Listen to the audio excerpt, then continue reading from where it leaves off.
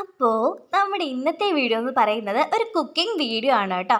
നമ്മൾ ഇന്ന് chicken fried rice ആണ് ഉണ്ടാക്കാൻ പോകുന്നത്. അപ്പം അത് എന്തൊക്കെയാണെന്ന് നമുക്ക് നോക്കാവേ. ഞാൻ എന്താണ് ചെയ്യുന്നതെന്ന് ചോദിച്ചിട്ടുണ്ടെങ്കിൽ, നമ്മൾ ഒരു പാത്രം വെക്കുന്നു.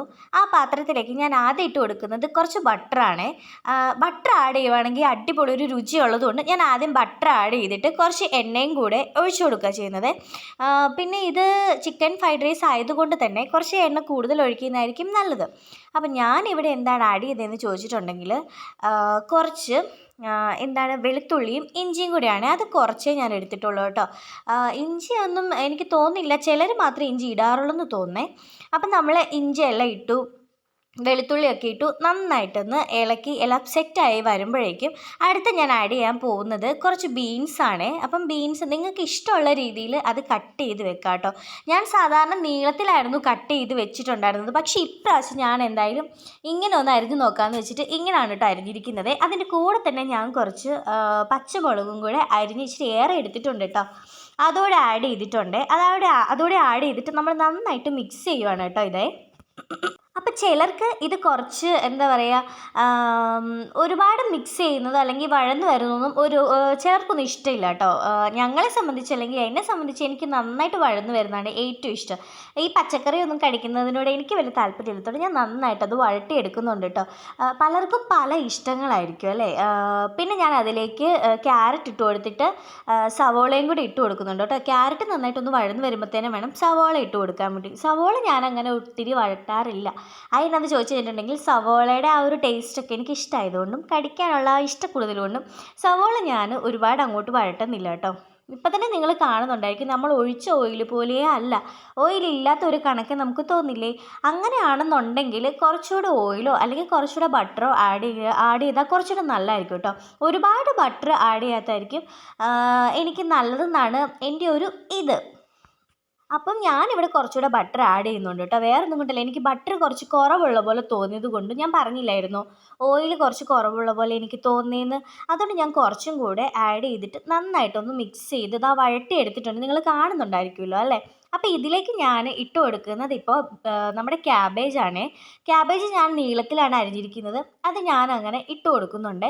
ഈ ക്യാബേജും ഒരുപാട് വഴന്ന് വരുന്ന എനിക്ക് ഇഷ്ടമല്ല കേട്ടോ. ഇതും ഒന്ന് കടിക്കുന്നതൊക്കെയാണ് എനിക്ക് ഇഷ്ടമുള്ള സംഭവം. പിന്നെ എന്താ പറയുക, നമ്മളുണ്ടല്ലോ ഈ പള്ളി പെരുന്നാളിനും പിന്നെ നമ്മൾ ഈ ഉത്സവങ്ങളിലൊക്കെ പോകുമ്പോഴത്തേന് അവിടെ വഴി സൈഡിലൊക്കെ ഇങ്ങനെ ഓരോരുത്തർ വെച്ചുകൊണ്ടിരിപ്പുണ്ടായിരിക്കുമല്ലോ ഒരുപാട് വെജിറ്റബിൾസ് ഒക്കെ ഇട്ടിട്ട്, പിന്നെ എന്തുവാ കടലയൊക്കെ ഇട്ട് സോസൊക്കെ ഒഴിച്ച് അവരുടെ എന്തോ മസാലയൊക്കെ ഇട്ടൊരു സാധനം. ആ ഒരു സാധനത്തിനകത്ത് എങ്ങനെയാണ് നമ്മുടെ ക്യാബേജ് കിടക്കുന്നത് അതുപോലെ ഇരിക്കണം കേട്ടോ ക്യാബേജ്. എനിക്ക് ഭയങ്കര ഇഷ്ടമുള്ള സാധനമാണ് അതേ. അതെന്നാന്ന് എനിക്ക് പറയാൻ അറിയില്ല, അതുകൊണ്ടാണ് കേട്ടോ ഞാൻ ഇങ്ങനെയൊക്കെ പറയുന്നത്. പിന്നെ ഞാൻ ഇതിലേക്ക് ക്യാപ്സിക്കാണ് ആഡ് ചെയ്യുന്നത് കേട്ടോ. ക്യാപ്സിക്കോടെ ഇട്ടിട്ട് ഞാൻ ഒന്നും കൂടെ ഒന്ന് വഴട്ടിയൊക്കെ ഒന്ന് എടുക്കുന്നുണ്ട്. അപ്പം നിങ്ങൾ ഉറപ്പായിട്ടും എന്താണ് ആഡ് ചെയ്യേണ്ടത് എന്ന് ചോദിച്ചിട്ടുണ്ടെങ്കിൽ, സ്പ്രിംഗ് ഒണിയൻ ഇല്ലേ, അത് കിട്ടുവാണെങ്കിൽ ഇതിന് ഏറ്റവും ബെസ്റ്റ് ആയിരിക്കും കേട്ടോ. ഇതെല്ലാം വഴന്ന് വന്ന് കഴിഞ്ഞിട്ട് സ്പ്രിംഗ് ഒണിയൻ ചേർക്കുന്നതായിരിക്കും കുറച്ചും കൂടെ ബെറ്റർ. ഇതിപ്പോൾ അങ്ങനെ ഇല്ല എന്നുള്ള ഒരു അവസരത്തിലാണെങ്കിൽ ഇത് ഇത്രയും സാധനങ്ങൾ നമ്മൾ നന്നായിട്ടൊന്ന് വഴറ്റിയെടുക്കുക. പിന്നെ ഉണ്ടല്ലോ, ഇത് ഞാൻ ഇനി നമ്മൾ വീട്ടിലൊക്കെ ഉണ്ടാക്കുന്ന അരിയില്ലേ, നമ്മുടെ റേഷൻ അരിയൊക്കെ കൊണ്ട് ഇതുണ്ടാക്കുന്ന രീതി ഞാൻ കാണിച്ചു തരാവേ. ഇതിപ്പോൾ ഞാൻ നല്ല ആധികാരികമായിട്ട് ഉണ്ടാക്കുന്നത് കൊണ്ടാണ് ഇങ്ങനെ ഇരിക്കുന്നത്. അത് വളരെ സിമ്പിളാണ്, എല്ലാവരുടെയും വീട്ടിലുള്ളത് കൊണ്ട് അതെങ്ങനെയാണ് പ്രിപ്പയർ ചെയ്യുന്നതെന്നും ഇനി ഒരു ദിവസം ഞാൻ കാണിച്ചു തരാം കേട്ടോ. അപ്പം ഇതിലേക്ക് നമ്മൾ മുട്ട ചിക്കിയതാണ് ഇട്ട് കൊടുക്കുന്നത്. മുട്ട ചിക്കുന്നത് എങ്ങനെയാണെന്ന് ഇപ്പം ഞാൻ പറഞ്ഞു തരേണ്ട കാര്യമില്ലായിരിക്കുമല്ലോ അല്ലേ. അപ്പം അങ്ങനെ മുട്ട ചിക്കി അതിലേക്ക് നന്നായിട്ട് കുരുമുളക് പൊടിയൊക്കെ ഇടണം കേട്ടോ മുട്ടയ്ക്കകത്തോട്ടെ. എന്നിട്ട് നമ്മൾ ഇതെല്ലാം കൂടി മിക്സ് ചെയ്യുന്നുണ്ട്. എനിക്ക് ഇങ്ങനെ തന്നെ കോരി തിന്നാൻ ഭയങ്കര ഇഷ്ടമാണ് കേട്ടോ. നമ്മൾ പിന്നെ ഉപ്പുണ്ടോ എന്നൊക്കെ നന്നായിട്ട് നോക്കണേ. ഉപ്പുണ്ടോ എന്നൊക്കെ നോക്കിയിട്ട് വേണം നമ്മൾ ബാക്കി സംഭവങ്ങളൊക്കെ ആഡ് ചെയ്യാൻ വേണ്ടിയിട്ട്. അപ്പം ഞാൻ ഇതിനകത്ത് ഞാൻ ബസുമതി റൈസാണ് എടുത്തിരിക്കുന്നത് കേട്ടോ. അപ്പം ബസുമതി റൈസ് ആണെങ്കിലും ഏത് റൈസ് ആണെങ്കിലും നമ്മൾ പാതിയെ വേവിക്കാൻ പാടുള്ളൂ. അങ്ങനെ പാതി വേവിച്ചിട്ട് അത് ആറിക്കഴിഞ്ഞ് കഴിയുമ്പോഴത്തേനും അത് ഫ്രിഡ്ജിൽ 1 മണിക്കൂറോ അല്ലെങ്കിൽ എന്താ പറയുക, ഇന്ന് റൈസ് എല്ലാം സെറ്റ് ചെയ്തിട്ട് ഫ്രിഡ്ജിൽ വെച്ചിട്ട് നെക്സ്റ്റ് ഡേ എടുക്കുവാണെങ്കിലും കുഴപ്പമില്ല കേട്ടോ. അങ്ങനെ എടുക്കുന്നത് നന്നായിരിക്കുമേ. അപ്പം ഞാനിപ്പോൾ ഇതിലേക്ക് ആഡ് ചെയ്തിരിക്കുന്നത് സോയാ സോസാണ്. പിന്നെ കുറച്ച് ടൊമാറ്റോ സോസും കൂടെ ആഡ് ചെയ്യുന്നുണ്ട് കേട്ടോ.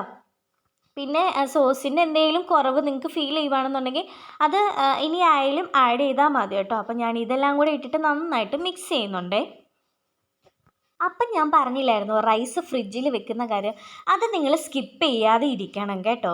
വേറൊന്നും കൊണ്ടല്ല, റൈസ് നന്നായിട്ട് കിടക്കുമ്പോഴത്തേനാണ് അതിൻ്റെ ഒരു എന്നുള്ളൊരു സംഭവം കിട്ടുന്നത്, അതുകൊണ്ടാണ്. പിന്നെ നമ്മൾ ചിക്കൻ ഇങ്ങനെ കുഞ്ഞു കുഞ്ഞായിട്ട് കട്ട് ചെയ്തതും ഇട്ട് കൊടുക്കുന്നുണ്ട് കേട്ടോ. അപ്പോൾ ചിക്കൻ കട്ട് ചെയ്യേണ്ട രീതി ഞാൻ പറഞ്ഞു തരണ്ടല്ലോ.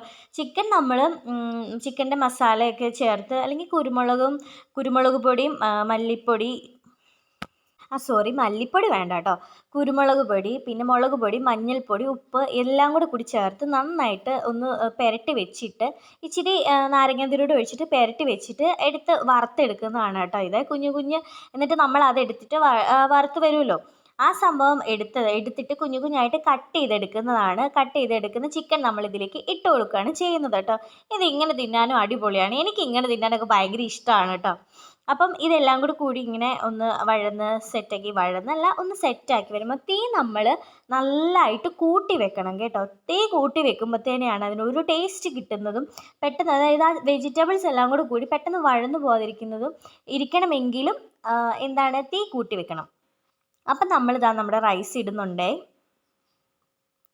ഇങ്ങനെ റൈസ് ഇട്ട് കൊടുത്തിട്ട് നമ്മൾ നന്നായിട്ട് ഇളക്കണം കേട്ടോ. ഇപ്പോൾ ഇതിനകത്ത് ഞാൻ ഇളക്കുന്നത് നിങ്ങൾ കണ്ടിട്ടുണ്ടായിരിക്കുമല്ലോ, ഇങ്ങനെയൊക്കെയാണ് ഇളക്കുന്നത്. പക്ഷേ ഇങ്ങനെ കുഴയാനൊന്നും പാടില്ല. എന്താ പറയുക, എന്തെങ്കിലും നമ്മുടെ ചട്ടുകൊക്കെ ഇല്ലേ, അതുകൊണ്ടൊക്കെ ഇളക്കുന്നതായിരിക്കും നല്ലത്. അങ്ങനെ എടുത്തിട്ട് പിന്നെ നല്ലപോലെ കുരുമുളക് അങ്ങോട്ട് വെതറുക. അങ്ങനെ വെതറി കഴിഞ്ഞ് കഴിയുമ്പോഴത്തേന് നമ്മുടെ റൈസ് റെഡി ആയിട്ടുണ്ടേ. അപ്പോൾ ഇത്രേ ഉള്ളൂ കേട്ടോ, എല്ലാവരും ട്രൈ ചെയ്യണേ. അപ്പം നമ്മുടെ വീഡിയോ ഇഷ്ടപ്പെട്ടിട്ടുണ്ടെങ്കിൽ നമ്മുടെ ചാനലൊന്ന് സബ്സ്ക്രൈബ് ചെയ്ത് നമ്മുടെ വീഡിയോസിനൊക്കെ ഒന്ന് ലൈക്ക് ചെയ്യണം കേട്ടോ. അപ്പം മറ്റൊരു വീഡിയോ ആയിട്ട് നമുക്ക് ഇനിയും കാണാം. എന്തായാലും പറഞ്ഞ കാര്യം മറക്കണ്ട, നമ്മുടെ വീഡിയോസിനൊക്കെ ഒന്ന് ലൈക്ക് ചെയ്തിട്ട് നമ്മുടെ ചാനലൊന്ന് സബ്സ്ക്രൈബ് ചെയ്യണം കേട്ടോ. അപ്പോൾ ഓക്കെ, ബൈ.